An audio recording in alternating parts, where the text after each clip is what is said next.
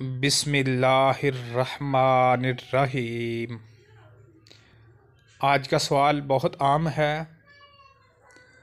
अगर मेरे चैनल पे आप नए हैं तो मेरे चैनल को सब्सक्राइब भी कर लें ताकि मेरी हर नई आने वाली वीडियो आपके लिए और आपके दाएं बाएं जितने अहबाब हैं उन तक मेरा ये पैगाम बआसानी पहुंच सके।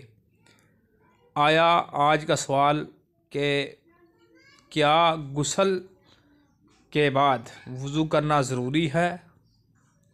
इसका जवाब अर्ज़ कर देता हूँ कि गुस्ल के बाद वज़ू करना ज़रूरी नहीं है। अगर हमने गुस्ल के दौरान गरारे किए और नाक में पानी चढ़ाया और गुस्ल के फ़राइज़ को अच्छे तरीके से पूरा किया तो गुस्ल के बाद वज़ू ज़रूरी नहीं है।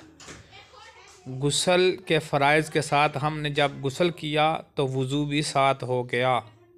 तो मेरे इस मसले की आप लोगों को समझ आ गई होगी।